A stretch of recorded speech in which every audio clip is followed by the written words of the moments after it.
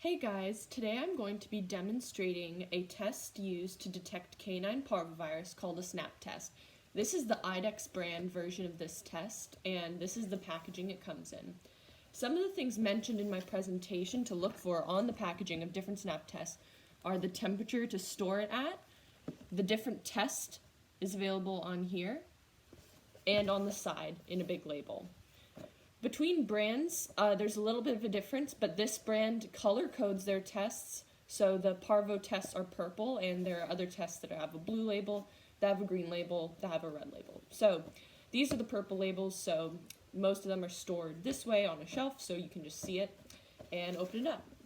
This box originally came with 5 units in it, 5 different tests, but for each test, you only need 1 unit. So I'm going to go ahead and open up the box. So in the box, we have our packaged test units. There will be 5 of these. These are also labeled with the kind of test that they are, and the matching swabs that go with this test.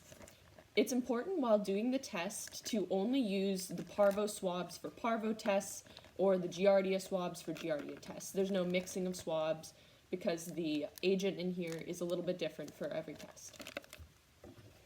Close that up. Put that aside. Oh, and in the box comes a set of directions. Every brand, every test kit has these. They're important because not only the directions to complete the test are roughly the same, but each one of these contains test reading results, the results diagram, which those can vary between test to test. So first off, I have my sample here. I have my sample, it's already at room temperature. I've already put on gloves and cleaned my work area, so I'm going to go ahead and open up the test. It's in a little sealed container. There we go. It's important to know that you must use the test within half an hour of opening it. So in there's the test. There's a little moisture packet, just to keep it good.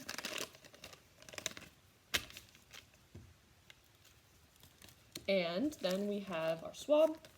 So if I was in a clinic setting where perhaps I was carrying out multiple tests, I would go ahead and take a Sharpie or a nice big permanent marker and write my patient's name on the side.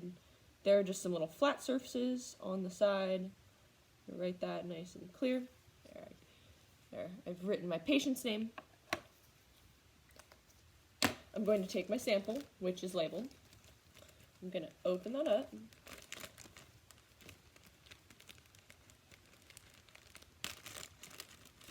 And then I'm going to grab my applicator.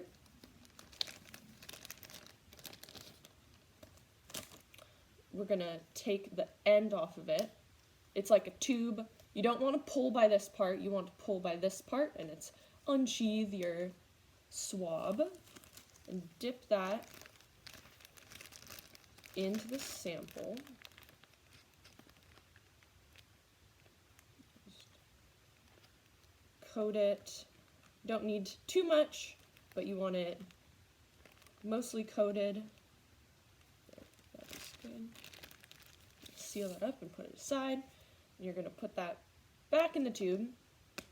Make sure you snap it closed. And then you're going to break the applicator seal that's right here by just snapping it sideways.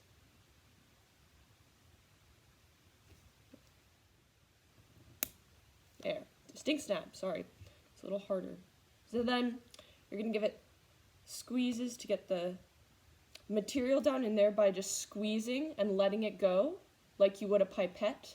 So I already did 2, you can do 1, 2, 3, there, so, there.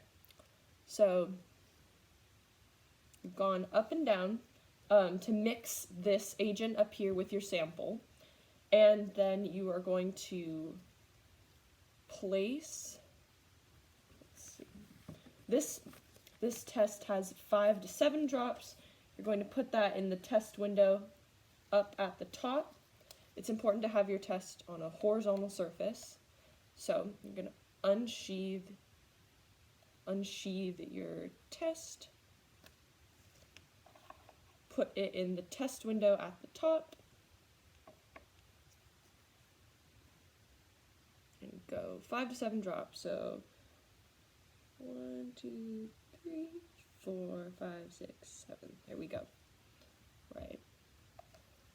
And as soon as the material moves down into the little bubble at the bottom, you're going to snap the test down.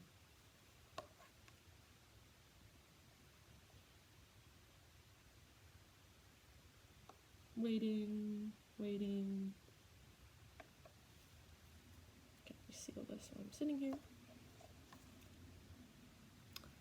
I see the color, so I'm going to snap the test down. It's important to make sure that that is all the way flush with the surface. There's a very distinct snap sound and a feel when you do it, but there is, sometimes it's possible to not snap it all the way, in which case this would be popped up maybe a little more, but this is pretty much flush with the surface. It is horizontal. So now I'm going to wait 8 to 10 minutes and then check results.